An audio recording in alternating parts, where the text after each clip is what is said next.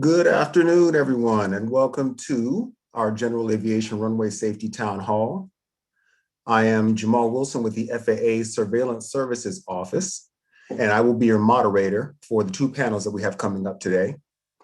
Like many of our attendees and panelists today, I'm an active pilot who flies a Cherokee 180 in the Washington, D.C. area, and I'm extremely excited not only to moderate today's town hall, but to listen to and learn from some of the best runway safety professionals in the aviation business.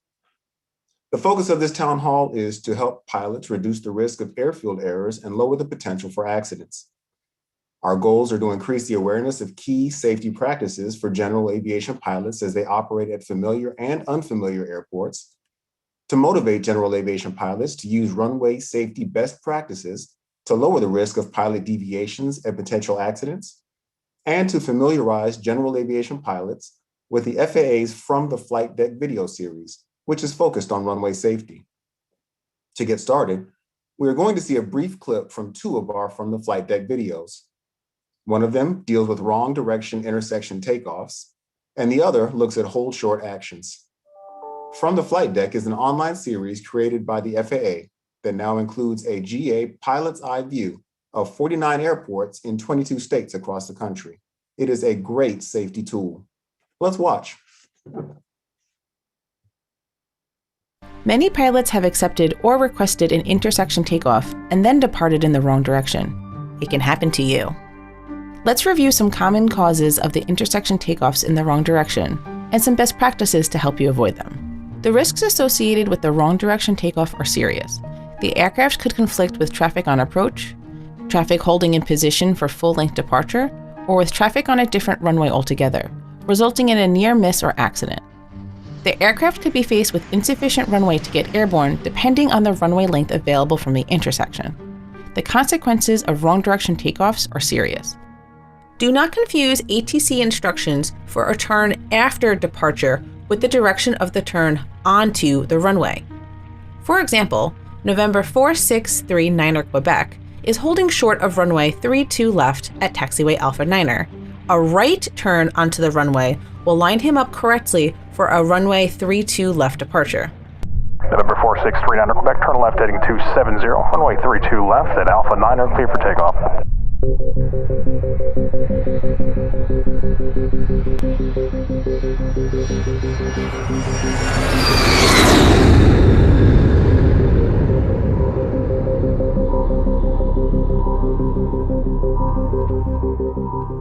Consistently, pilots of all experience levels contribute to over 2/3 of all runway incursions.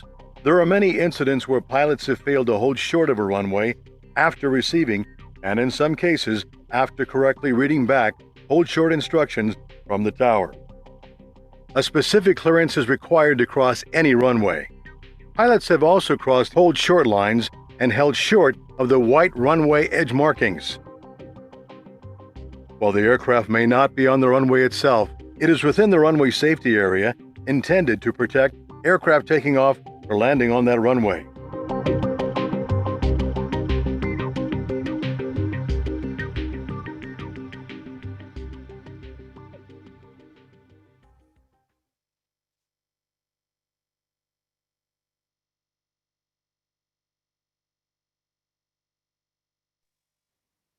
And now with our opening remarks, I'd like to introduce FAA Administrator Steve Dickson. Steve? Well, thanks, Jamal. It's a beautiful day here in Washington, D.C. We should be out flying, so I'll take a rain check on that. Look forward to flying together sometime, but appreciate the introduction and the opportunity to have the GA community together today to talk about runway safety. And welcome to our panelists and everyone else who's participating today. You know, I'm particularly interested in surface safety because it's an area where sometimes the perception of what your actual margin of safety is can be quite different from the actual risk. I think from the flight deck video that we just saw, you know, sometimes when you're on the ground, you can get a little bit complacent. And so, you know, we always certainly want to guard against that. And when we think about runway safety, a lot of times we'll think about landings. We know that, when we carry passengers, that they're always grading the landing, right? If you get a real grease job, they'll think you're the ace of the base. And if you've got to touch down a little firm because of standing water, and you don't want to hydroplane, you might get a look from the passengers that are on your airplane. I've certainly seen that throughout my career. But, although landings are critically important, we can't lose focus on all the other critical activities that have to take place in the first and last mile of a flight, some of which is on the ground, obviously. And that's why we're here today, to talk about what we can do as a GA community to make sure that we reduce the risks that are inherent in all surface operations.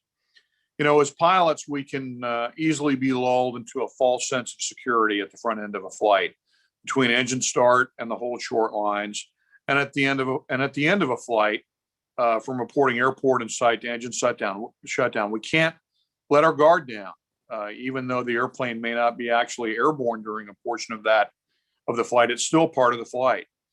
Surface errors, of course, can include selecting the wrong runway for takeoff or landing, or choosing the wrong taxiway and causing a runway incursion, or leaving the surface altogether, resulting in a runway or taxiway excursion. Sometimes an error has no consequences. Other times it's fatal. So the stakes are certainly very high. And so the GA sector has a very big role to play in preventing these errors and trapping errors before they have any serious consequence, particularly for runway incursions. The fact is that GA is responsible for about 3/4 of the pilot deviations that we typically record at the agency each year.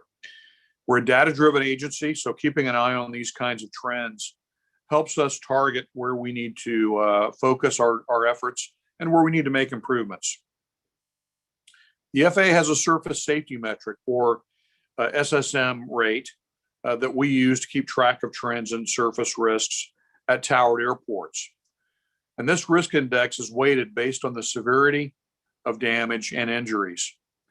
Now, when the pandemic first began, we saw a reduction in risk, surface events and accidents. However, general aviation traffic volumes recovered pretty quickly.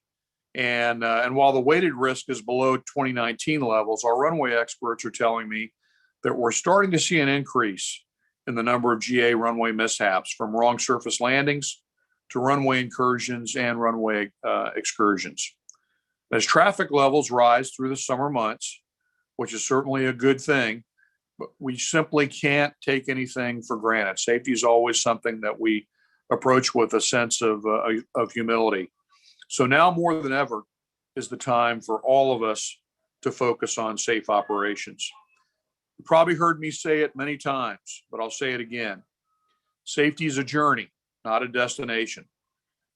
And we've always got to keep improving. The question is, how do we do that? And that's what we'll be talking about today. I'm here to tell you that the FAA is constantly looking for ways to help with a variety of tools and educational materials. And you'll hear about many of our programs and initiatives today.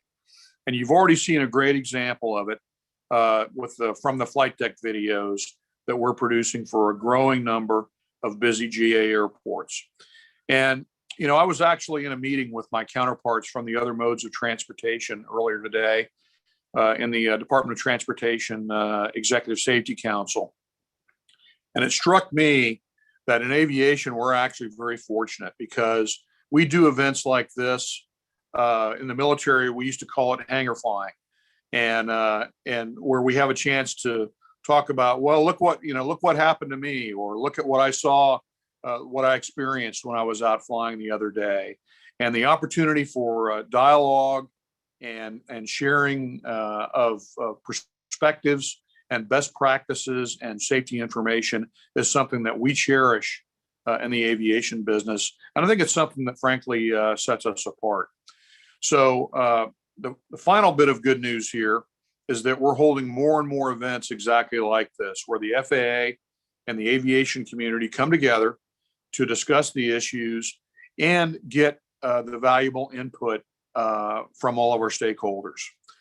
And if you can't get your questions answered during this town hall today, please contact us by email through our runway safety page, and we'll share the link with you during the program today. So again, thanks again, everyone, for joining us. Thanks for your focus on safety, and I'm confident that Jamal will bring this event in for a stable and silky smooth landing. So back to you, Jamal. And again, thank you, everyone, for participating today. Thank you for that, Steve. I appreciate that. And now I would like to introduce Glenn Martin, who is the FAA's Vice President of Safety and Technical Training for our air traffic organization. Glenn?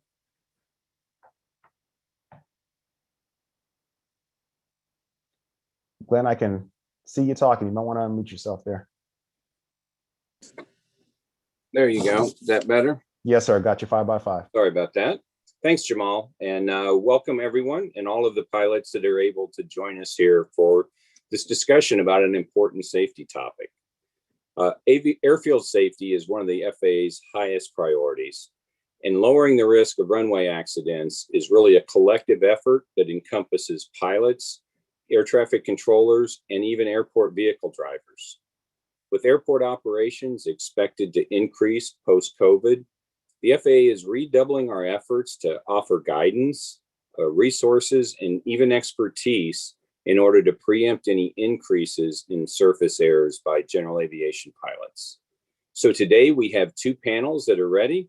They include discussions by GA pilots and air traffic experts about key issues such as pre-flight preparation, situational awareness, clear and focused communications, as well as knowledge of your runway geometry and signage and other topics as well. And everyone out there will have an opportunity to ask questions regarding runway safety topics. And so I'm looking forward to this. Thank you for participating. And I'll send it back to you, Jamal, so we can all get started. Thanks. All right, Glenn, thank you for that introduction. What I'd like to do now is take a few minutes to introduce our panelists. So first we have Rob Mark. Rob is a business jet pilot and CFI based in Chicago. In addition, he spent 10 years of his career as an air traffic controller in both VFR towers and TRACONs. Also an aviation journalist, Rob currently serves as Flying Magazine's senior editor and publishes the award-winning blog jetwine.com. Rob, welcome.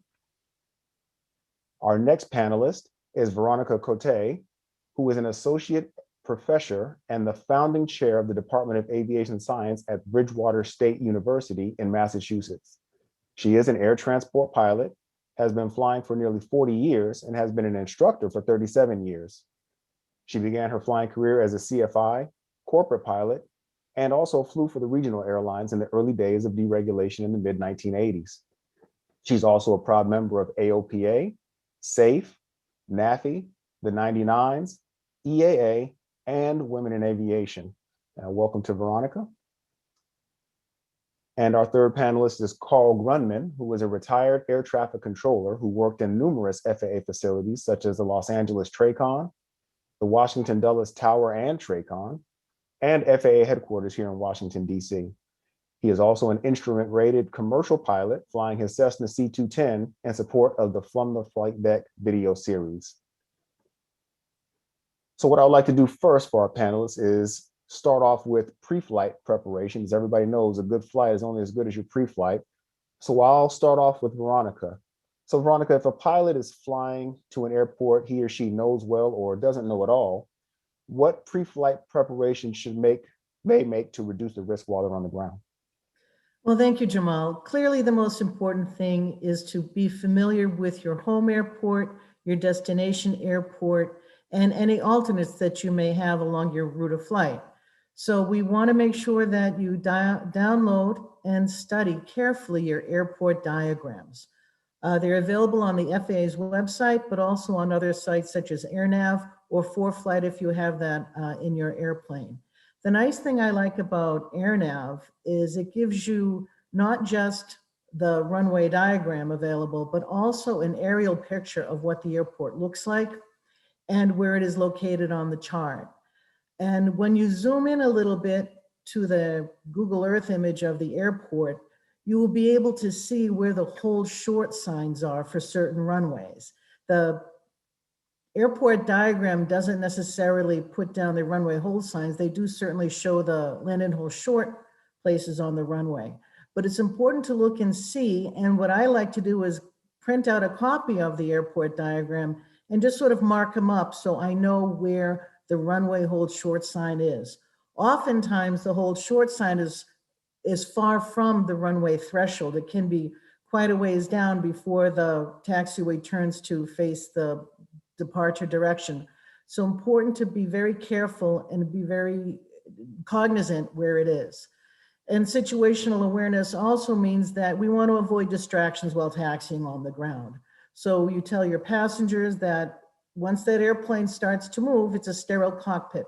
And we want to make sure that we're listening for any updates from ATC. We're tuning into our party information. That's part of the situational awareness.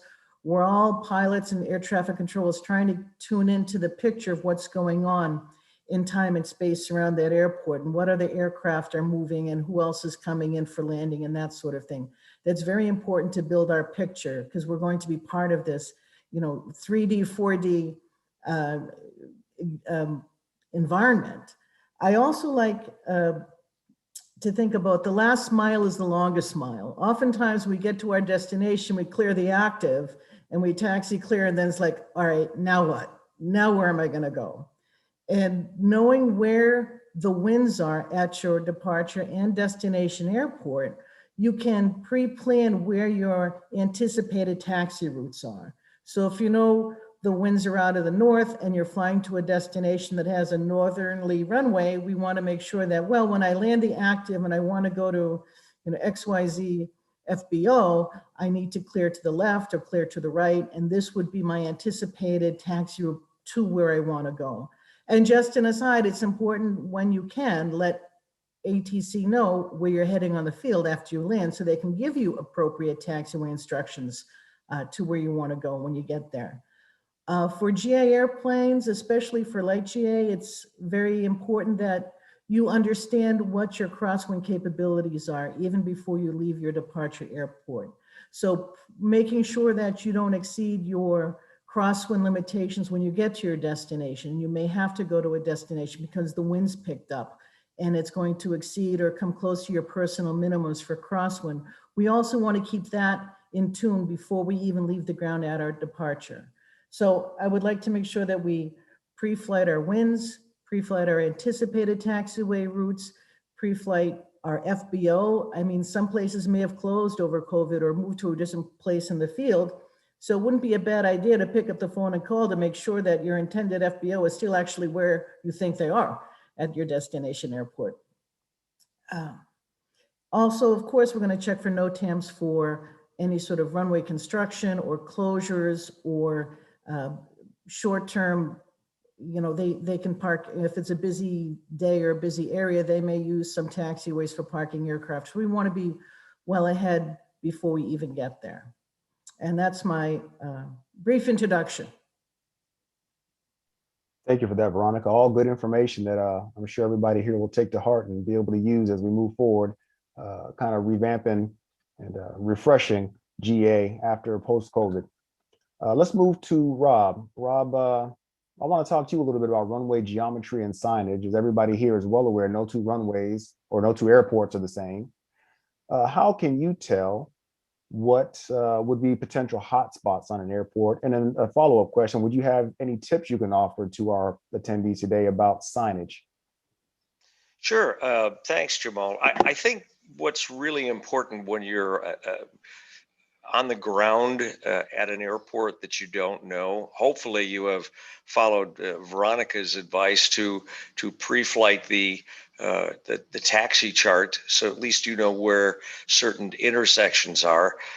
Usually the ones that are 90 degrees to you are pretty obvious to most pilots.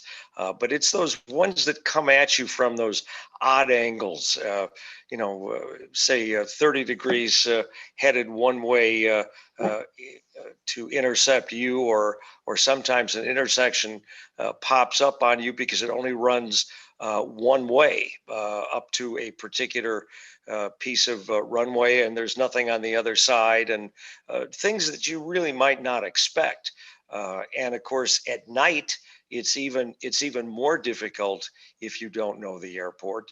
But one thing that I have told my students, especially over the last few years since it's been in operation, is to use Google Earth, because you can log on to Google Earth at an airport and get a different perspective from what you may see on a two-dimensional chart. And again, I think, as the administrator mentioned, perspective is really, really important. I was giving a refresher ride to a pilot from a Gulfstream, maybe 2 or 3 months ago, and of course realized the cockpit on a G5, he's probably sitting 12 or maybe 15 feet above the ground. But when we were in the Cherokee, or I'm sorry, the Piper, you're much lower to the ground, maybe 3 feet or 4 feet off the ground. And the airport looks very, very different because you don't have the ability to kind of look ahead and look down on those intersections. And it was eye-opening because, again, he found that even an airport he knew, and I fly out of Chicago Executive, and we have some wacky runway configurations up there. And again, the taxiways come at odd intersections. We have one that's one of our hot spots where there are, I think, probably 5 different directions you could possibly turn, and only one is usually the one that the controller wants you on. So again, it's exciting. But again, I really find that I like Google Earth because I've taken people around our airport and at other airports when we're going, and it puts you slightly above the ground, not maybe about the distance you are from the ground in a small airplane, and you can see what a pilot may see if you're coming from the north or from the south or what have you, just before you get to those intersections. And that's when you can say, oh, wait a minute, I want to circle that one because that's possible that's going to catch me. And realize too that if you're at an airport with any kind of traffic, you have somebody talking in your ear, and that can really be distracting as well. And I don't mean passenger. I meant air traffic is talking to somebody, and you have to do that plus drive the airplane on the ground. So it can be a delicate balance.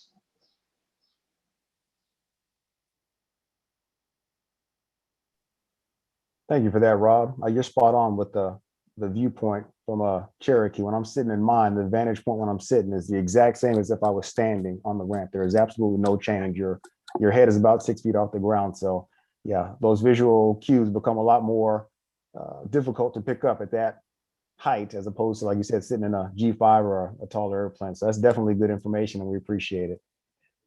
Carl, we're going to move over to you.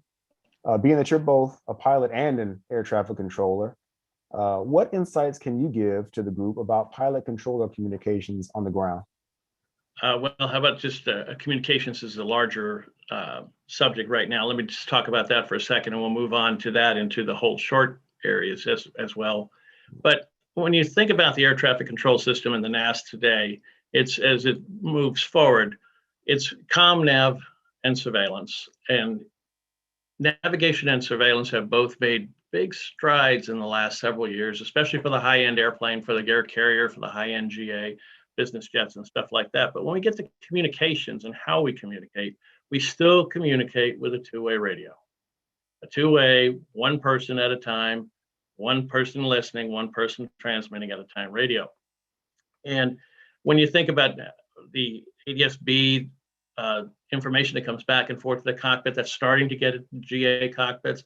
That's all wonderful, but it's still, for the air traffic control instructions, it's still the radio, VHF, good old VHF radio. I've been flying around this country for the last year and a half. I've visited 65 airports that we've captured video for now from the Flight Deck series, and you'd be surprised what you hear on the radio. Pilots and controllers, and especially newer pilots that seem to be hesitant about talking to air traffic control, or where a controller asks them the question, is there something I've done wrong here? The thing that seems to cause the most issue is the pilot who hasn't quite thought about what he's going to say before he keys the mic. He starts to think on the frequency. And I will tell you, as a former controller from Los Angeles TRACON, that is the most aggravating thing that can ever happen to you, because you're sitting there waiting for him to get through this, or him or her to get through this. And it ties up the frequency, and it causes all sorts of distractions. But communications go both ways, and controllers need to realize that sometimes pilots need a little help, especially when you recognize a pilot who is, say, a student pilot or a low-time IFR pilot. They need some help, and controllers can recognize this, and when they do, they need to slow down a little bit, maybe be a little bit more concise. But the key to communications for the air traffic control system is clear, concise, and understandable. So let me talk a little bit about the hold short instructions, because that's what I thought I would prep for. But in taxiing around all these different airports for the last year and a half, and taxiing into hotspots, and Chicago Executive is one of them. I had the pleasure of doing a video there. When you look at some of these places, they're hotspots, you're taxiing up to them, and there's enhanced taxiway markings that go out for 150 feet before the hold short line. There are red signs on either side, say this is the runway, whatever the runway is. And then there may be above ground lights that flash back and forth that tell you you're getting there. And you wonder to yourself, how do people still cross them even after they acknowledge the clearance? Well, a lot of things happen in the cockpit, and we've all talked about them in the last few minutes. But one of the things that we suggest is that before you taxi an airplane, when you get your taxi clearance, you ensure that you know not only your clearance limit, how far you can taxi, you know what your route is, you know what your turns you're going to make, and where you're going to hold short. And for God's sakes, if you have a question, ask the tower. They will be glad to help. That's what they're there for. They would much rather spend a few more seconds explaining to you your route, your hold short instructions, than sitting down and filling out incursion paperwork. And Jamal, I wonder if I might just add something to what Carl said. Absolutely. What I have done with students is that I have them make a copy of the airport diagram and put it on their clipboard. And when the ground controller, especially with students, gives them instructions, I have him acknowledge, and then before we move, I say, look, take your pen and show me on that chart what that controller just asked you to do, and draw a red line. Okay, we're going to go up Delta, we're going to go up Yankee, we're going to hold short of runway 12. I want to see that he's visualizing what the controller is trying to get him to do, because so much of flying is about keeping the big picture, as we call it, in your head, especially when you're flying IFR. But of course, we're a little more experienced than perhaps some of the people that are listening right now. So again, these are all just tricks. They're tips, but it's because we've watched people make so many as Carl said, so many simple mistakes, and we make more complex mistakes when we make one. But again, so we're trying to give them the best advice that we can. One last point I'd like to make, Jamal, is that one of the things that we find in the reports and the data is that people get distracted inside the cockpit while they're taxiing. They're looking down, they're looking at checklists, they're adjusting a radio, they're putting something in. It's our suggestion that you defer all inside the cockpit activities until you're either holding short or you're in the parking area. let that checklist go until you get to the runway. You don't have to do it while you're taxiing. That's not a good technique. And if in doubt, stop and ask the tower to clarify where you're supposed to be. I'd like to add that taxiing itself is a full-time job. And it kind of blows my mind when pilots jump in the cockpit to go flying and they still have their cell phone on. It's like, shut the thing off. You're now flying. There is nothing that's that important on that phone. Shut it off, not vibrate, shut it off. Taxiing is a full-time job. Tell your passengers again that you're taxiing and that any extraneous information absolutely has to wait. Jot down those taxiway instructions, just like Rob said, follow with your finger where you're going to go on that taxiway chart so you know exactly what they're telling you. You're not just going to ramble back what they said to you without comprehending what the clearance is. So all these little bits are very important to do, and it's a habit. It has to happen all the time for every taxi, from your home airport, if you're just going out to do touch and goes, or you're going on a short or long cross country.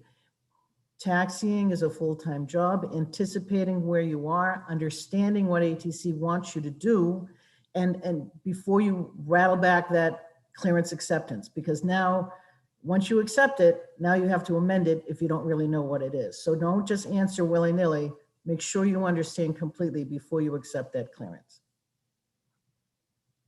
All great points. And Veronica, I want to pull the thread a little bit more on something that you mentioned in reference to kind of being fully focused and cutting off all the extraneous stuff that might go on. The concept of a sterile cockpit is very well known in commercial circles, but let's talk a little bit more about the sterile cockpit concept as it relates to GA aircraft. For example, you have a passenger with you. We all love flying, but there's nothing better than sharing that with somebody else. Let's say they get a bit verbose or chatty and you're in a critical phase of flight, or you're trying to move on the ground. What would you offer to somebody to kind of help quell that and make that cockpit as sterile as possible during that movement? Well, again, it's anticipating what's going to happen even before you leave the ramp, before you start the engine. You need to explain to your passenger, once this airplane is moving for intention of flight, we are on a flight. So if you have any questions, tap me on the shoulder before you just blurt out. And that way, if you have to correct them, say, excuse me, I need to focus on taxi, or just sort of hold up your hand, some sort of signal that don't talk because I'm listening, okay?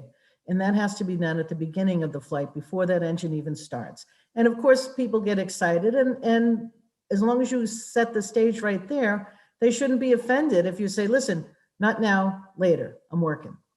And that's how it should work from GA.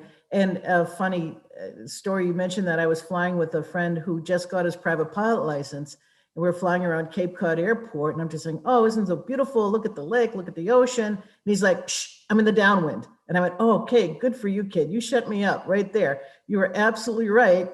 I was getting a little bit overzealous, and I needed to be quiet. And I just commended him and his flight instructor that he had no qualms about telling me to shush, because he was focusing on his airport and his runway and his approach. And, for more experienced pilots, we may be able to say, yeah, that's great. But somebody who's low time and that's all their attention is just focused on that landing, then by all means, he had every right to shush me. And I took a little slice of humble pie, and I think that's good for all of us to remember. And not to be afraid to accept the shush when you know you're wrong. Very nice, very nice. Carl, I want to pull the thread on something that you mentioned earlier with regards to moving on the ground and communicating with the facility. So when I learned to fly at Osan Air Base in Korea. And for anybody who's been over there, there's F-16s, there's A-10s, there's stuff moving all over the ramp all the time. And so for a little guy in a Cessna 172, it's a little intimidating to move anywhere, much less try and get to the runway. So one of the things that we made it a point to do was seek out progressive taxi instructions from the tower. Can you talk a little bit about kind of eliminating the stigma on having folks not be shy about reaching out for progressive taxi instruction? Well, absolutely. I mean, that's one of the things we were talking about earlier, is if you're not sure, stop and ask the tower. They're there to help. I've done it. I do it now. When I go in someplace I'm not sure of, it's no problem to ask to the tower, can you give me progressives, at least until I see the FBO or I see the turnoff where I'm the parking area that I'm going to. Tower controllers are used to doing that. And for some reason, I don't understand the pilot stigma for not asking for it. But I think it's because, they've been taught from the beginning that the air traffic controller owns that airport, or at least owns the taxiway system. And it's a shared responsibility. You need to know where you're going if you're going to comply with that controller's instructions. If you don't, you're not helping. You're not holding up your end of the contract. Very good points, Carl. Rob, I want to touch on you for a second, because for a lot of GA folks, they're moving around at an airport that they may know very well, moving in that same airfield. Can you talk a little bit about complacency and how that can become an issue at an airport, especially one that you frequent, and how you can kind of get by that? Well, of course, complacency means that you've gotten so used to a situation that you feel like you need absolutely no help. It's like pulling in and out of your garage. But that doesn't mean that there's not a hazard somewhere that has popped up since you last moved on the airport, or that when you receive taxi instructions to a particular runway. Every time I leave this hangar, the controller says, to hang a left on, turn left on Kilo and a right on Alpha 3 and whatever. And so you're so used to hearing that you may hear it even when that's not exactly what the controller told you, because perhaps something is different today. Perhaps a taxiway is closed, or perhaps there's some other blockage on some far end of the airport that the controller is going to take you on a different route. And so you really need to be sure when you live at that airport that you are actually doing what they're asking you to do. And again, complacency, I think, happens when, as someone mentioned earlier, oh my gosh, the number of times I see people trying to text on their phone while they're taxiing. And I put that, it's like talking to my daughter when she was a teenager. And I'd say, put that phone away at the dinner table. I know we're here every night, but just please don't do that, because we have important things going on that you need to pay attention to. And again, it's the same thing with new pilots. It's tough enough sometimes to taxi around an airport, because again, and I would encourage, just as a side note, I would encourage anybody that operates at a controlled field to visit the tower cab. If I'm not sure if they've opened that option up yet, but when it does open up, because the perspective a controller has when they're 100 feet in the air is so different from what you as a pilot sees. And the airplane is so tiny oftentimes from what the pilot imagines themselves to be, that they can't always keep an eye on you. And they are really relying on you to do your job, which is to follow the instructions that they gave you. Or if they can't, or if the pilot can't, to say, I'm sorry, can you repeat that? Because I thought I knew what you said, but I want to be certain. And I'd much rather have a pilot do that than just taxi along, and then they get someplace and you say, well, that's not really what they wanted you to do. And then the student looks over at you and says, so what do I do now? I think we get out and we push the airplane around or something. But so you want to avoid that. But again, complacency is hard because we all do it. We all do it every day while we're driving and even while we're walking. I think I found, certainly in this last year and a half, there were times I was driving on the interstate and I missed a turn. And I went, oh gosh, that was the turn I needed to get to the place I wanted to go. And I just was completely out of the habit. Part of me said, oh, I know for sure where I'm going.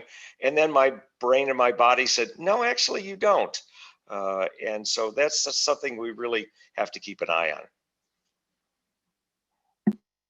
Yeah, that's an excellent point. And I'm glad that you were able to kind of expound on complacency in terms of definition and how it factors into, GA operations.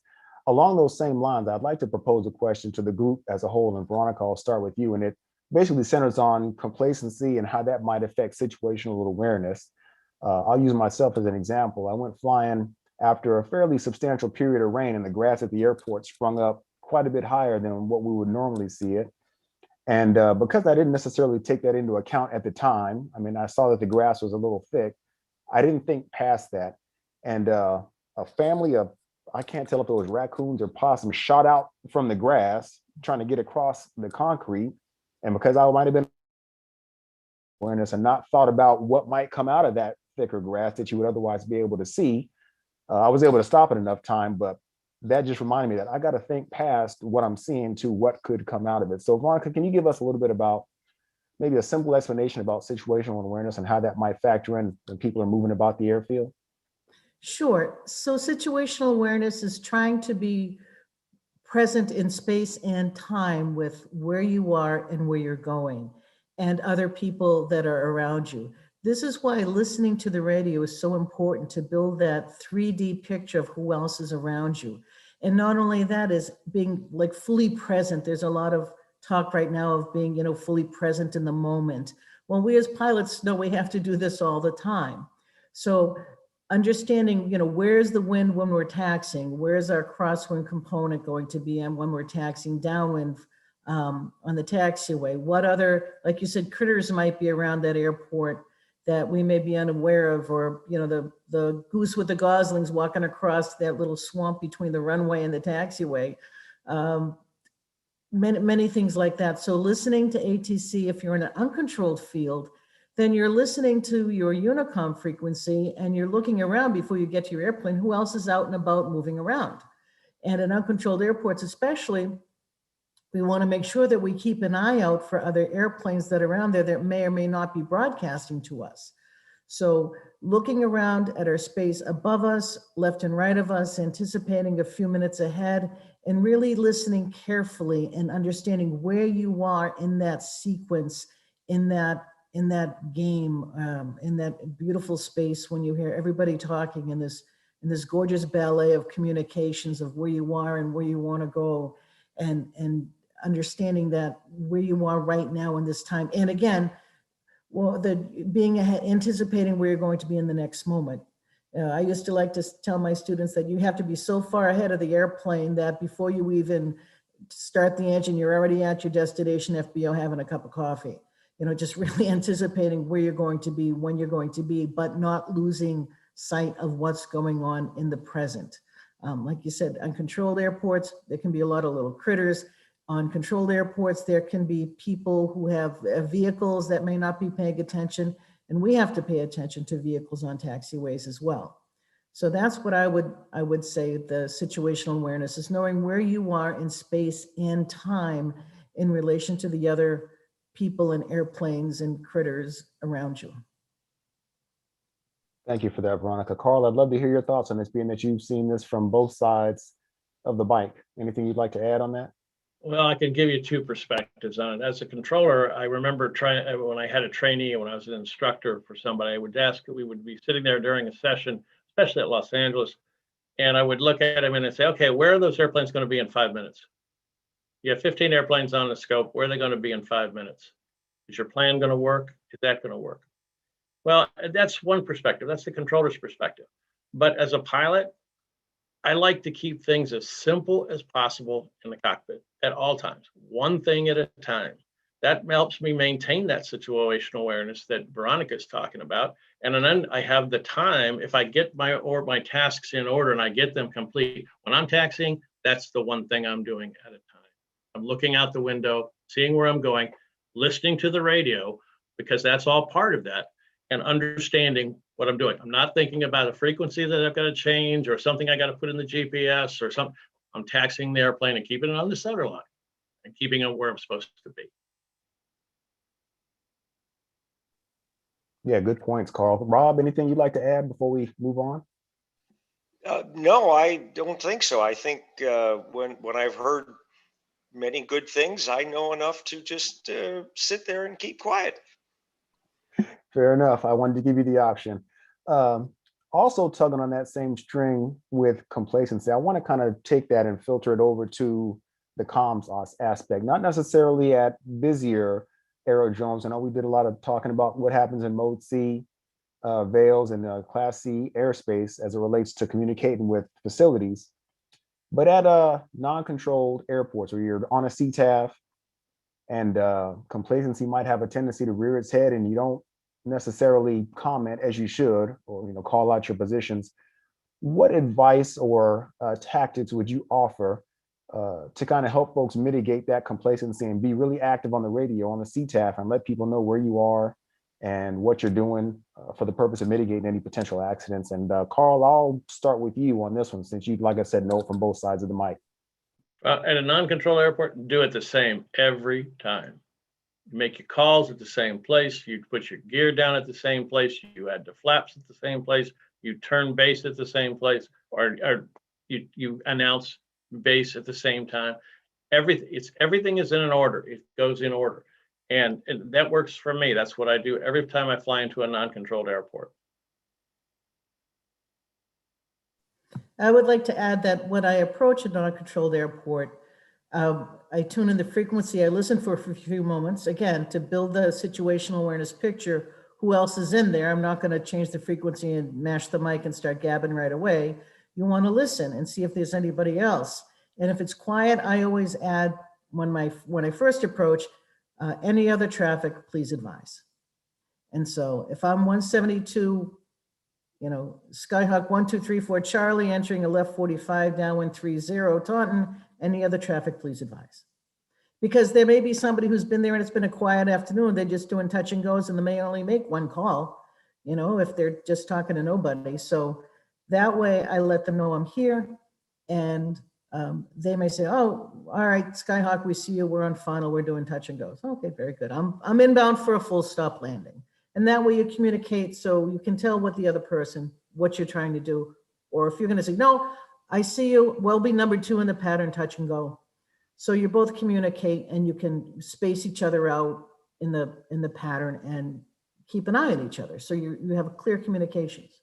Same thing with flying in practice areas. I know at Bridgewater, the flight instructors are very, very careful. They have an air-to-air frequency and they look out for each other in the different practice areas. Oh, we're over the beach right now. We're such and such over here.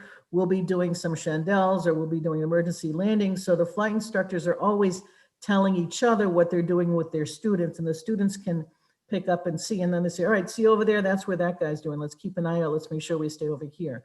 So that communication between each other, especially at a busy flight school or at an uncontrolled airport, is really key, because you don't have the air traffic controller to separate you. You got to use your own eyeballs and your own ears to keep safe, to keep an eye out for each other. Yeah, and I think I'd add too, Jamal, that what we're talking about this afternoon is not just a bunch of good ideas, but we're trying to get people into forming good habits, so that, as Carl said earlier, when you're flying a 210 or whatever, you're going to put the gear down roughly in the same place, that you're going to make the same calls all the time. And even though it may sound silly to someone at a non-controlled airport to say, Cessna 85 Golf, left base, runway 27 at Campbell, just keep doing it, please, because it's much better to be announcing yourself regularly, and so that when that person does enter the pattern, as Veronica said, they're already aware, oh, there's somebody in the pattern over there, we've got to find him before we get too close. But another thing I think it's important is being on the ground at a non-controlled airport, and realize that when you're sitting at the end of the runway, at least what we do is, before we take off, I have the student try to turn the airplane maybe 180 degrees if they can, so they can actually scan the traditional downwind and the base and the final, but also to look at the opposite side, because I more than once I've had somebody make a right base at an uncontrolled airport or non-controlled airport when they shouldn't be. And students go, he's not supposed to be doing that. I go, yeah, but the point is he did. and you would have never seen him in a high wing airplane because he's behind you. It wouldn't have been your fault. You'd have been, but who wants to have a deal?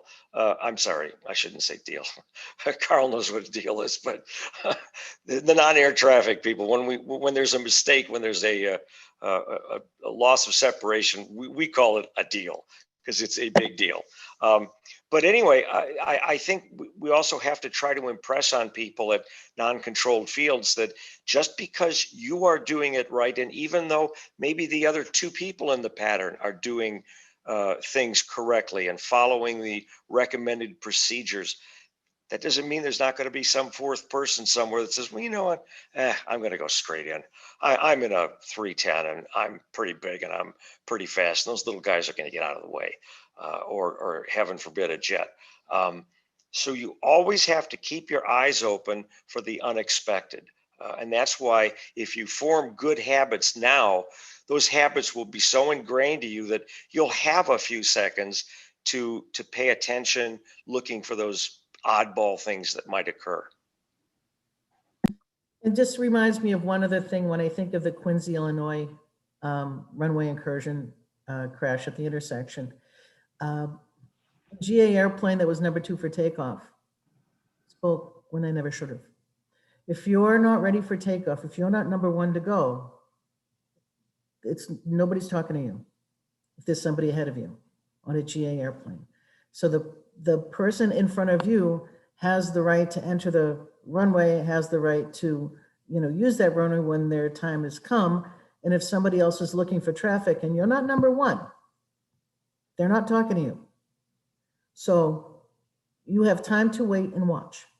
And every time I show that accident to my students, I say, please just speak when it's your time so that it's a clear picture. What that other GA person did was they called that they were going to hold short, but another airplane that was ahead of them took off, and the arriving airplane thought that person who was number 1 was going to hold short for them. But the person who was number 1 never made that acknowledgement. It was the GA airplane behind it, number 2, that said, we'll hold short for you. And that set the scene for disaster. So please, person number 1 speaks about ready to enter and leave the airplane at a GA airplane, not the person who's number 2. You wait your turn. Thank you for that. I really appreciate everybody's input. And I was talking about runway safety, but I really wanted to talk about the comm piece of it, because that robust communication, especially at a CTAF airport, is very important, because you have so many instances that end up materializing on the ground for that lack of communication. And like you guys were pointing out, making sure that you do it the same way and establish that habit pattern of good, robust communications, regular communications, can really mitigate a lot of these incidents, not only in the air, but in the space that we're talking about, in terms of runway safety and ground incidents, just for not knowing what the other person is doing. So I really appreciate that input. Carl, I want to transition back to you for just a second. I would really like to know more about your From the Flight Deck videos. These are hugely helpful tools. I've watched more than a few of them. It is wonderful to be able to kind of put eyes, not necessarily on a 3-dimensional mock-up in an EFB, but actually see video of ingress and egress from an airport, a hugely helpful tool. Do you, as the one flying those approaches and departures, do you learn anything while you're filming those? Every day. Yes, obviously. And some of the patterns and habits that I've ingrained in the last year, uncontrolled airports, controlled airports, it doesn't matter. When I taxi from my hangar at Manassas for 34 right, I have my iPad open and I have the airfield diagram on it. My airplane is geo-referenced on it, and I watch that and make sure that I know where I'm going all the way to get the runway. I don't have to do that at Manassas. I know that airport, but I do that because I want to do it every place else. So yes, and in terms of communications and understanding, it's extremely important that you not only read back what you hear, but you do what you read back. That's probably one of the most important things, and one of the things that we see every time. Oh, but he read back the whole short instruction, or he read back the right runway and landed on the wrong one or fouled the runway. He didn't do what he heard. He just read it back. He or she just read it back and didn't realize what they had said.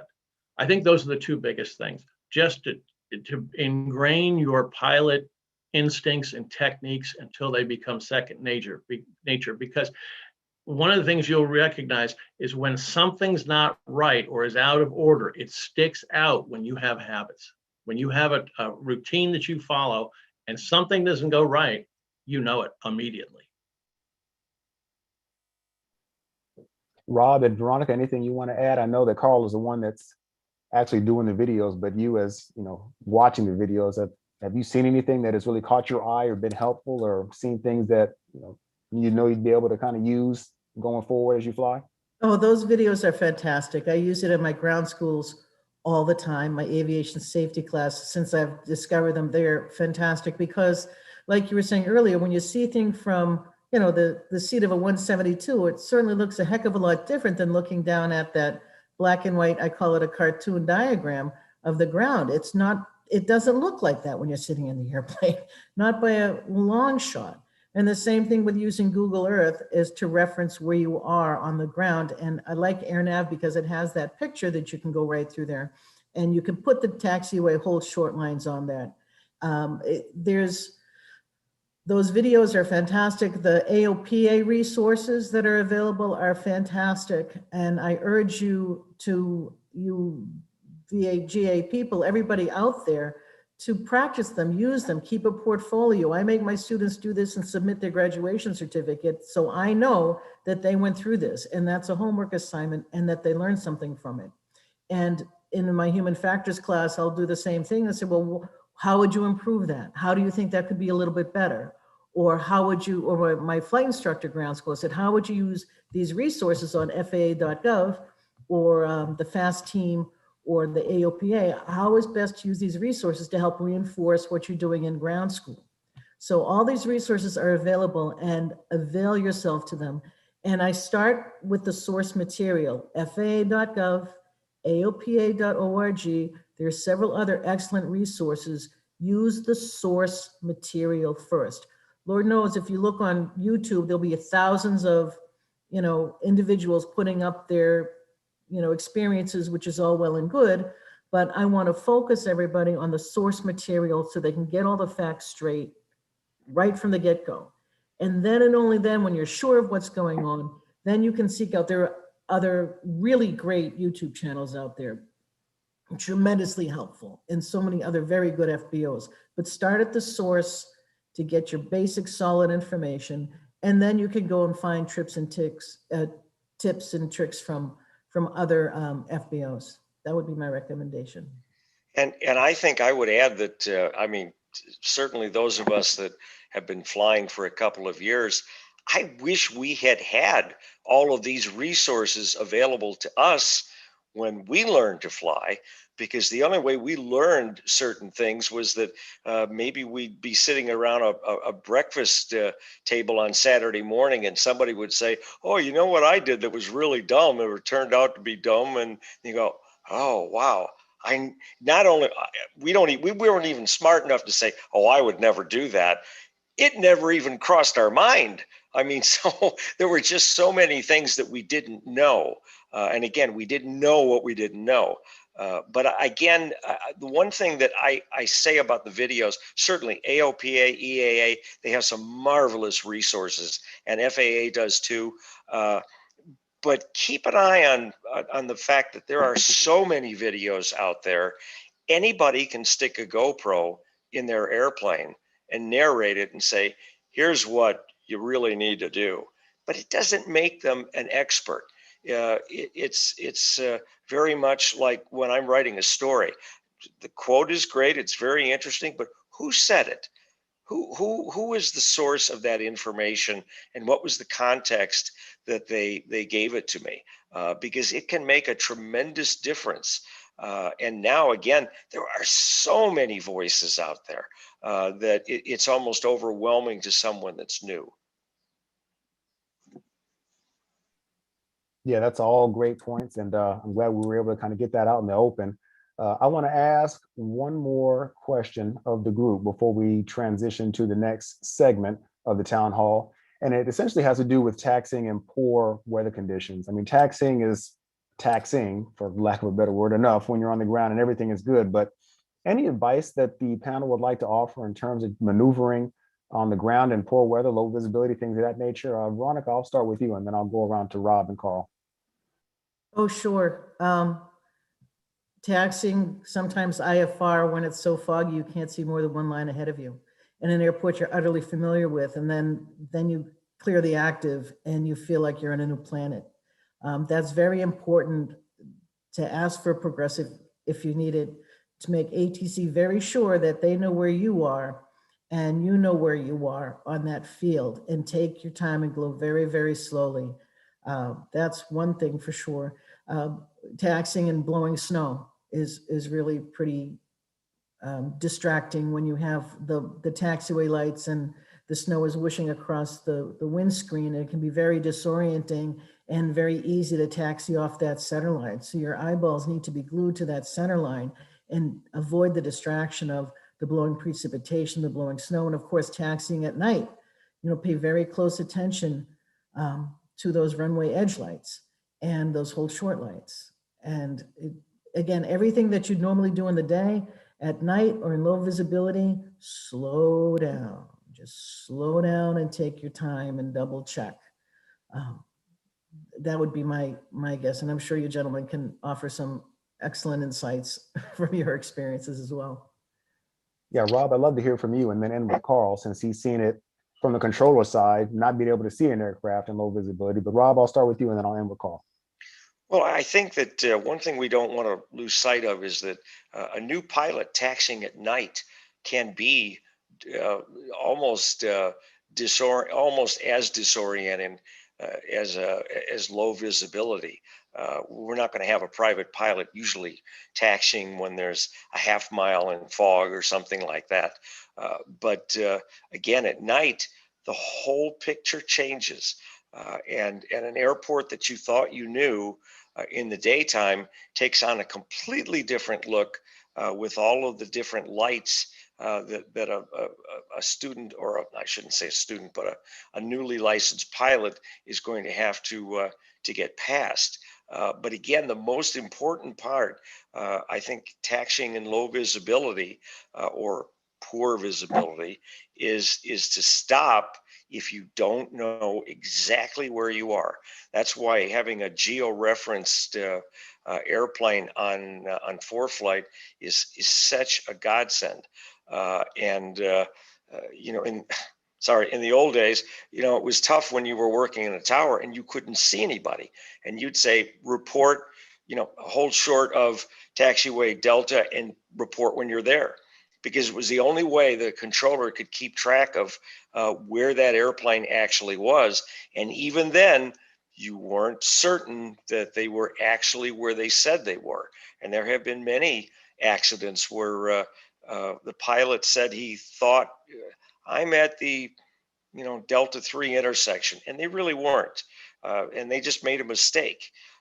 But again, that's why when people are learning to fly on instruments, it takes a while, not just to manage the particulars of the approach, but what happens after you land in 200.5 and you clear the runway, I think as Veronica said, and then you realize, I have no idea where I am.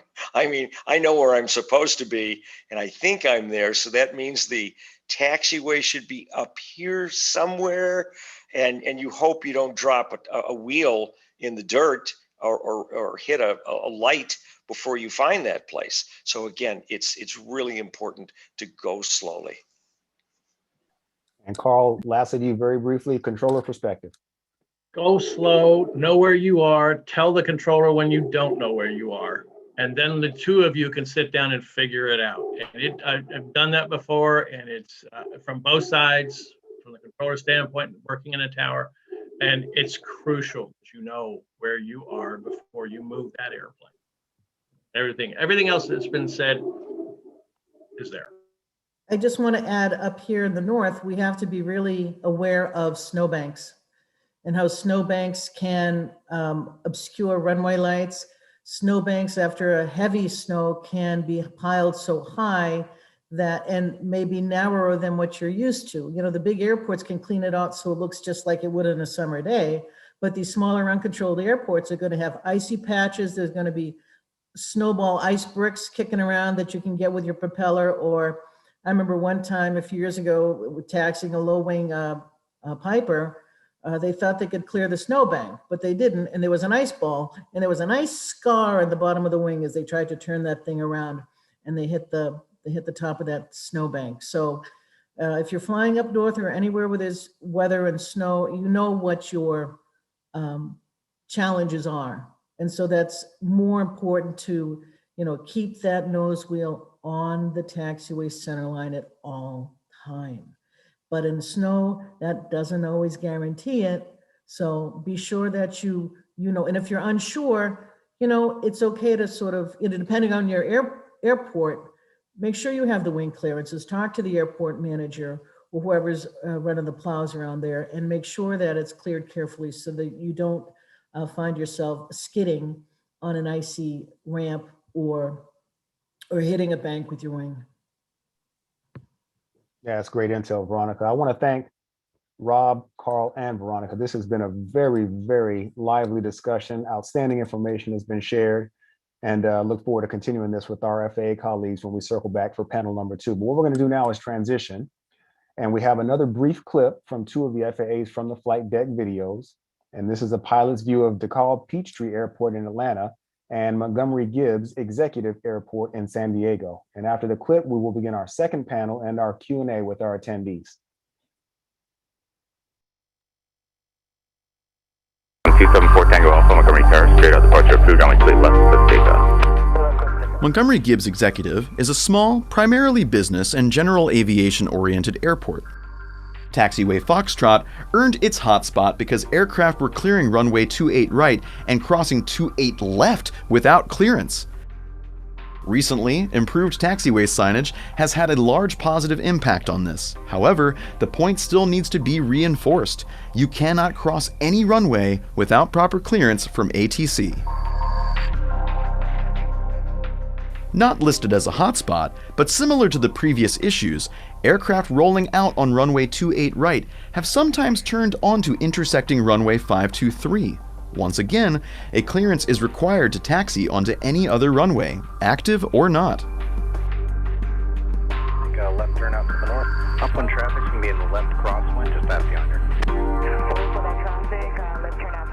DeKalb Peachtree is a medium-sized, primarily general aviation airport located 15 miles north-northeast of Hartsfield-Jackson Atlanta International. Taxiway Alpha is parallel to and runs the entire length of runways 321 left and right. Taxiways Bravo and Delta parallel runway 1634. The first challenge when arriving at DeKalb Peachtree, especially at night, is the possibility of a pilot confusing a highway for the 321 complex. A quick look at the VFR sectional or other aviation mapping service shows this highway and its proximity to the airport. This can be especially distracting at night, when the lights on the highway are much brighter than the lights on the airport.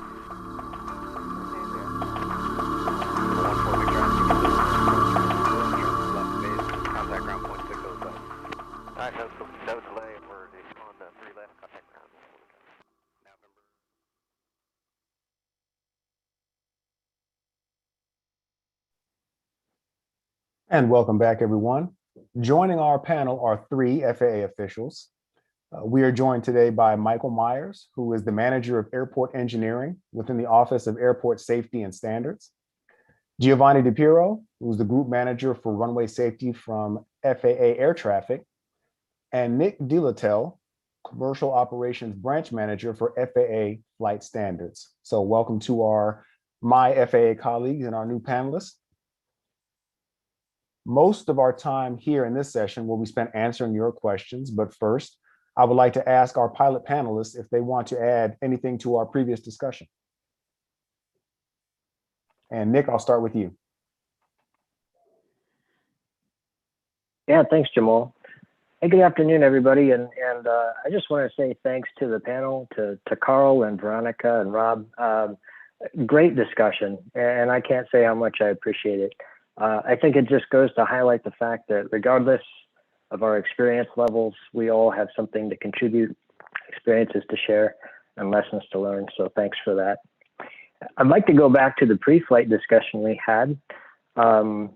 Rob and Veronica, I think you two specifically highlighted an outstanding resource in the form of Google Earth, using satellite imagery to go look at your destination or other points along your flight. That is an amazing resource. I'd just like to highlight the fact that that should be augmented by reference to the airport diagrams.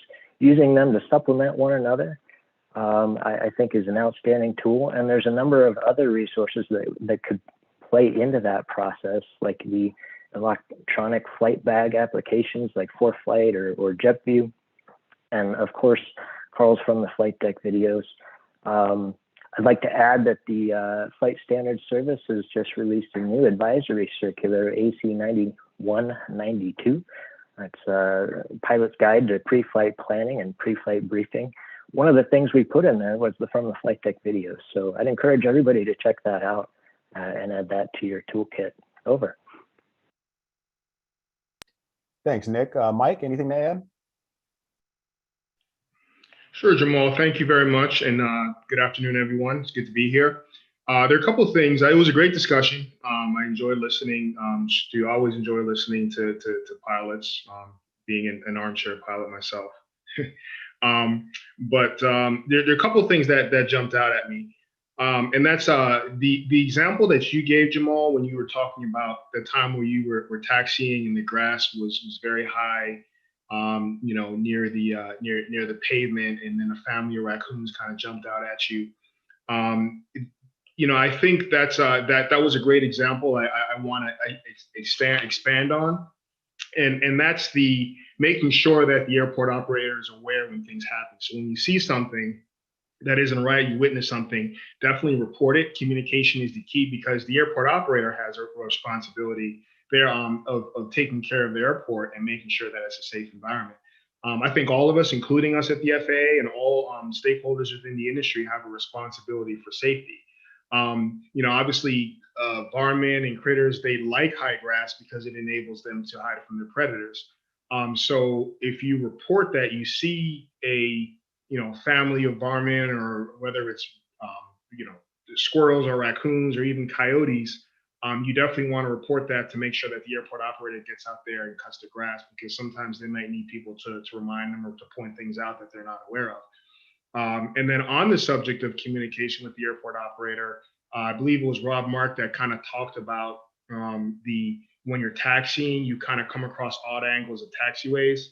And that is often a leading cause of runway incursions.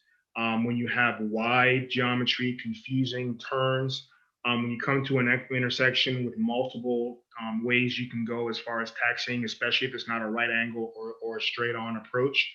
A lot of general aviation airports are old World War II bases, in which the pavement is really longer, or the runways are longer and wider than they really need to be. And sometimes wide expanses of pavement can cause confusion, because you lose track of where you should be on that pavement on center line.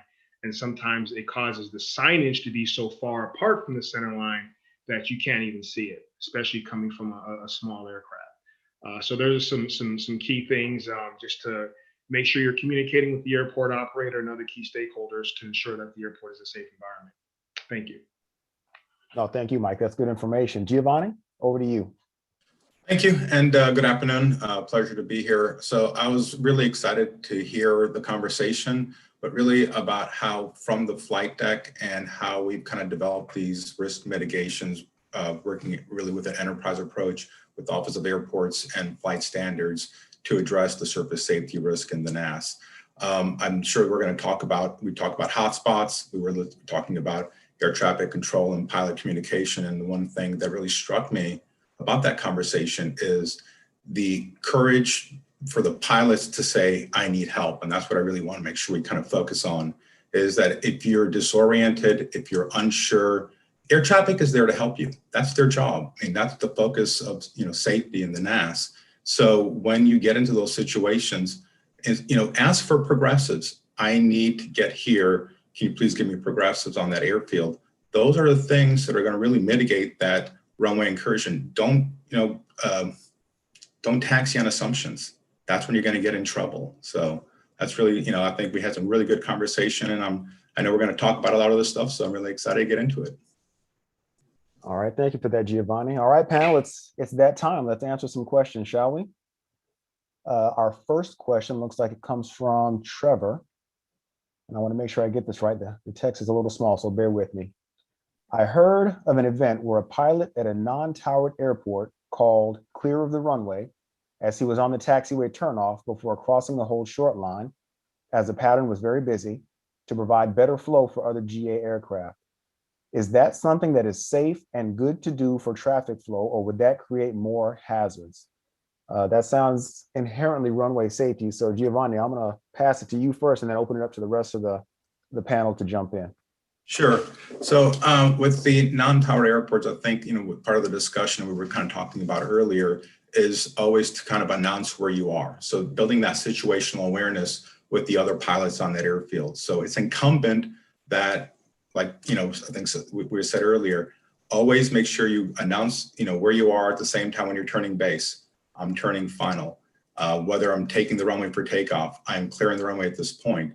It's that situational awareness that you give the other pilots an understanding of what's happening around you. And I think Veronica said it best. You're building a 3D mental picture in your mind of how things are moving and where do I fit into that sequence based on the traffic flow.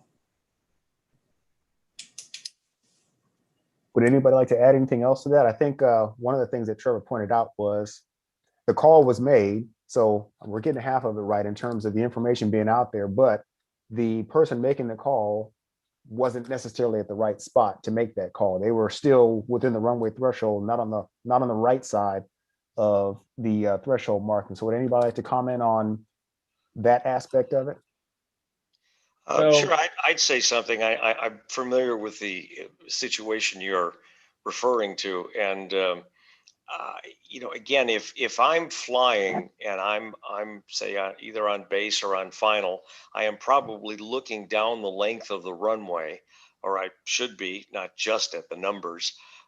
And if someone is courteous enough to me to say, I'm clear of the runway, to me, another second and a half that it would have taken that person to cross the double yellow lines is not a big deal.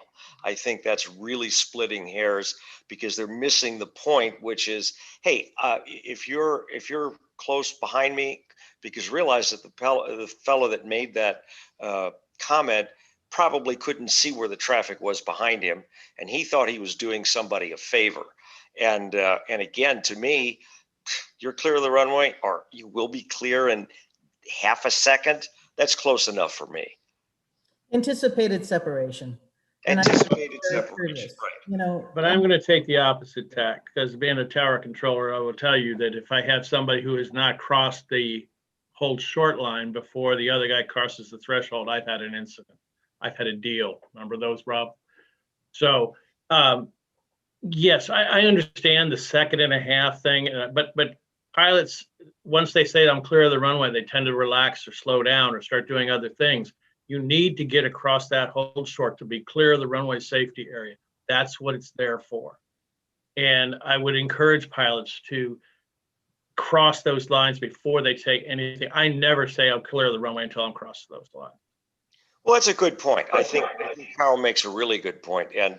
But of course, we're talking about the difference between, what happens to an aircraft when it's in a controlled airport and when it's at a non-controlled. And again, I was simply referring to the fact that at a non-controlled airport, it's not that big a deal to me. But I absolutely understand your point, Carl, about at a controlled airport. No, you don't want to hear anybody say that. So you're right. It's probably a bad habit to have one for one airport and a different technique for the other. And Nick, I thought thought I saw you with your hand raised. You have something you wanted to interject? I was just going to add, thanks to Trevor. That was a great question. Clearly, a lot of good conversation came out of that. I just like to share, from the FAA's perspective, we have many goals and many priorities. Two of those are the safe and efficient use of our airspace in the National Airspace System. Safe and efficient, which is to say safe and then efficient. So in order to be safe, we have to do it right out there. So I'd encourage that do it right culture before we add any sort of speed or efficiency to it. If we're doing it right, then we're going to be safe. Over.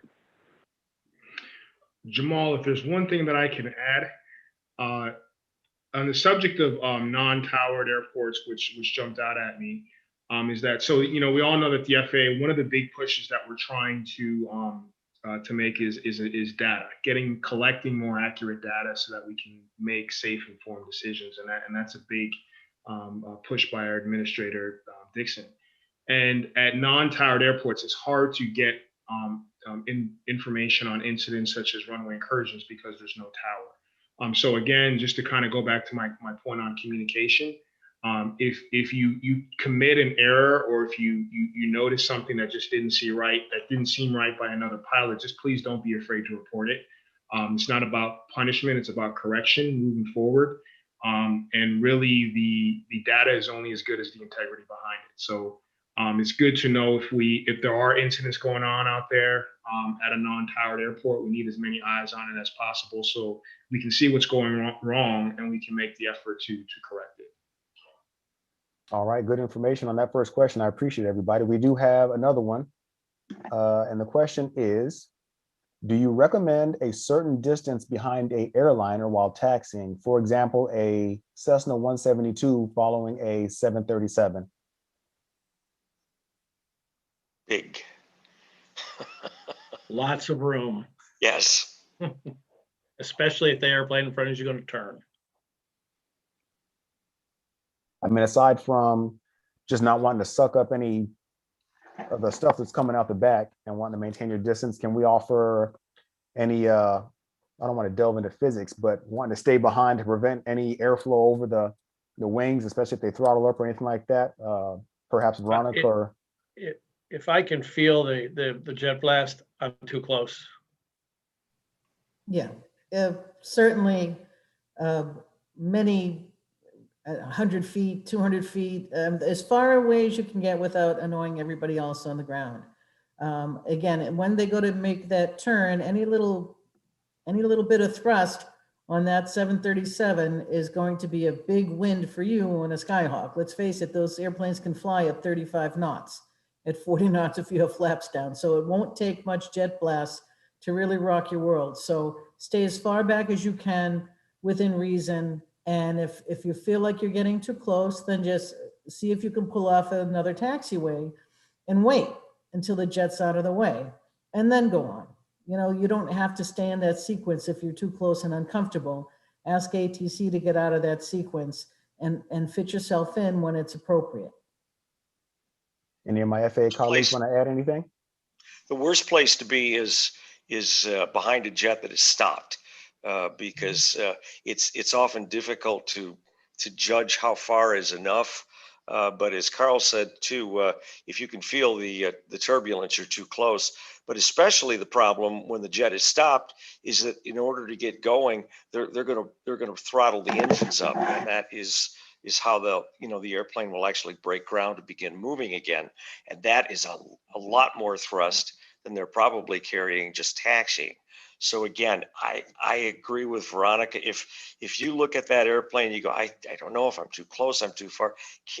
Just ask ground, can I pull out of this and let the big guys go by and I'll catch up? It's much better to be safe than sorry.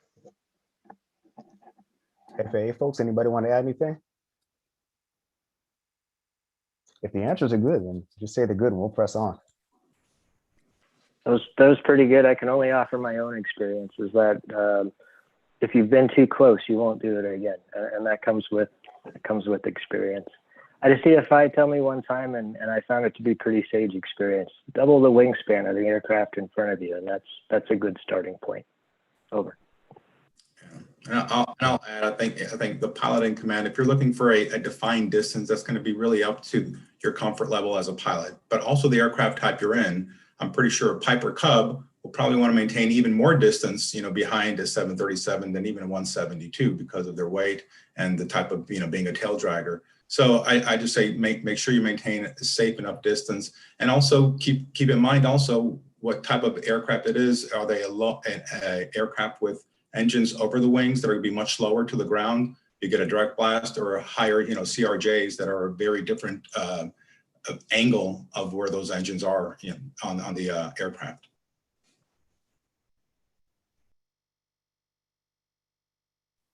All right, decent answers, good answers all across the board. We do have another question that came in, and the question is, what are the panel's thoughts on using aids such as ForeFlight's taxiway or Garmin's safe taxi features, which shows your aircraft position and movements on the ground? So Carl, I'll start with you and then we'll go around the horn there. I use it every place I fly. I use the ForeFlight and georeference chart every place I fly, without a doubt.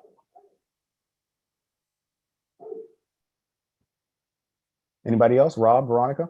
Sure. I think I like it. I always appreciate still knowing where I am on the ground. I kind of use them interchangeably. Is that where I think I am? Just because you should be playing that game while you're taxiing to make sure that I'm a technology phobic person when it comes to automation failures. What are you going to do if it breaks? And you don't have that anymore. But again, I think it's a wonderful tool. The only thing I don't like with a student is someone that has a full size iPad and either gets me to hold it or wants some other person to hold it so they can look over and go, yeah, that works. You can't do that. You can't take your eyes off of the taxiway. To me, the only way that works is usually if you have it mounted on the wheel, or at very worst on a knee pad that you've got to look down very briefly, and that's it, because you cannot take your eyes off the taxiway. I would agree that it's a great resource, but again, let's limit heads down time. If that airplane is moving, you should not have heads down time. So on a day VFR, you know where you are, you're very comfortable with it. Just a quick glance is fine. But again, we want to eliminate any heads down time when the airplane is moving, especially on the ground. Good points. Let's go Giovanni, then Mike, and then Nick. Anything to add?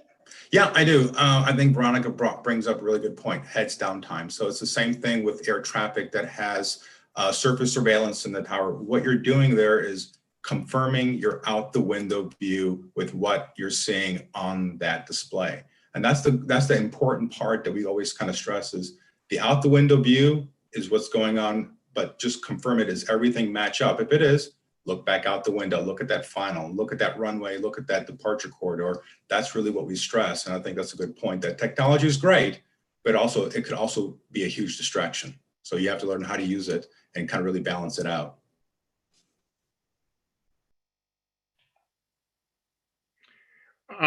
If I'm next, I kind of like to use this parallel as parallel to the example of driving your car and using GPS versus actually knowing where you're going.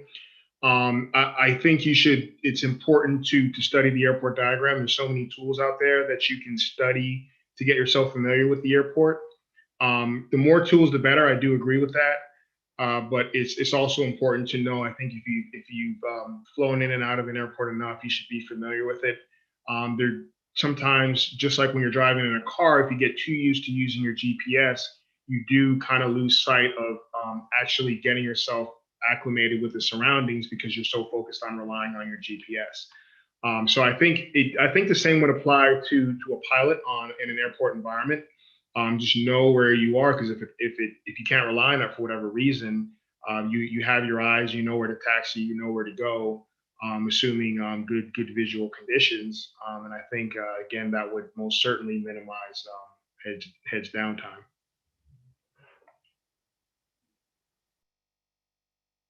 I don't have much to add to that. I think everybody hit the nail on the head. PFBs and moving maps and georeferenced symbology is a great addition to the cockpit. But like anything else we do in the cockpit, there's got to be multiple contingencies. You cannot overly rely on a device like that. It can't be a distraction. And like any other automation we have in a flight deck, it's there to reduce workload. And if you find that it's become a distraction or that it's overly burdensome, it's time to put it away and revert to something else. Good points all. Oh, this one's going to be a doozy. This is a good question. I'm going to open this up to the panel in reverse order. So we'll go Nick, Mike, Giovanni, and then we'll finish off with the first panel call, Rob and Valerie. Any safety tips about flying in and out of Oshkosh AirVenture or other summer fly-ins? Now, in the interest of time, because we're butting up against the end of our town hall here, I'll leave it for everybody to leave their most important fact that they'd want somebody to take away from attending a fly-in or something as big as AirVenture. All right, I'm gonna hedge my bets and anticipate that on my long list of things, my colleagues here are gonna hit a couple of them. So I'm gonna offer how important it is, especially at Oshkosh, to know your numbers. If you're flying into Oshkosh, know your aircraft, practice, know your power settings, and that way you can nail your speeds and your altitudes. That's first and foremost, because that's what the air boss will expect of you. Secondly, practice those spot landings. You're going to be challenged with that as you go into Oshkosh. So if it's been a while, go out there and practice those spot landings, because in Oshkosh, you're going to be doing dot landings. And I hope you have fun with those. Thanks.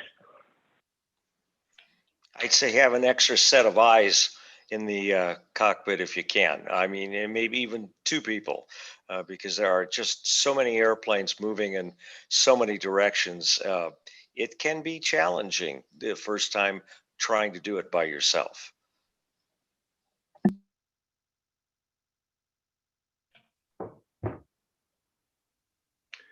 I would say, not much to add, but one thing I would say was is at special events like Oshkosh, making sure that you get acclimated to any new type of signage and marking at special events, communicating with the airport and making sure that you understand the cues. Since there's a lot going on, there might be special signage or marking that might be implemented. So just making sure that you have that familiarity in what it means. I'm really going to focus on probably the pilot controller communication piece, and things at Oshkosh move extremely fast. The phraseology is quick, the responses they're expecting is quick, and you have to really be on your toes and you have to understand. But remember this, we keep saying this, ATC is there to help. If there's something that you can't do, say enable. If there's something you're unfamiliar with, say again. It's that communication piece that's going to keep you safe, because things there are moving very rapidly, and it's incumbent upon that pilot going in there to understand how those things are going to develop. And there's a lot of FAA resources out there with the NOTAMs, the graphical NOTAMs associated with Oshkosh to get familiar with. Be current, be current, be current, be current. If you're supposed to land on the middle dot and you've never landed in the middle of a runway before, it can be very weird to make your approach over so much concrete behind you. And again, like Nick was saying, know your speeds, know your numbers, know your approach speeds. And sometimes the day's not always, sunny and 5 knots of wind. So you have to be really good at your crosswind landings, headwind landings, be able to maneuver in those elements at that specificity. So practice, practice, practice, practice, practice, practice. So you can have the skill. And if you're not comfortable and if it's too windy, then bail out to one of the other airports. Don't become a flying hazard. If it's a windy day and you were supposed to go in, it's beyond your capability. There's several other airports around the area that you can divert to, and then make an approach another day or find a plan B. Know the NOTAM. Read it, digest it, look at it in your charts, think about it in your mind, run through it. But make it that much easier to get in there if you're familiar with the Fisk arrival or whatever they're doing that day, railroad tracks, what towns, what's the lake I'm supposed to circle, those things. Know that will help you to allow you to still look outside and see who's around you. It's like, as Rob said, another set of eyes could help, but know the NOTAM. All right, panel. It looks like we are slightly past our end time. I'd love to stay here longer. This has been an extremely informative town hall, and I want to take time to thank everybody here on the panel. It's been hugely informative, and I'm sure I speak for all of the attendees when I say thank you for your time and your expertise and providing this information that is surely going to do well for enhancing safety in the nest. So thank you, panel, very much. And with that, I will say that we did receive quite a few questions. And if you did not hear your question answered, don't be disheartened. We have a team standing by to continue answering questions, not only the ones that were submitted here, but the ones that were submitted on all of the FAA social media platforms. So if you didn't hear an answer to your question here, stand by and an answer will come shortly via our FAA outreach team. With that being said, I'm going to turn it over to Glenn Martin for some final remarks. Glenn, over to you. All right. Thank you again, Jamal, and thanks to everyone for joining us. And of course, a special thank you for all of our panelists. I'd like to leave you with these messages. To all of the GA pilots, as air traffic operations increase across the country this summer, please use runway safety best practices and to reduce airfield errors and lower the potential for accidents. Please remain vigilant by following key safety practices in such areas as pre-flight preparation, maintaining your situational awareness, being very clear and focused when you're communicating and when you're listening, and also have a good knowledge of the runway geometry and signage at both your departure and destination. We also would like you to take advantage of the many products that the FAA has available to help. Look at our pilot simulator. It's a great chance to refresh your skills regarding airfield navigation.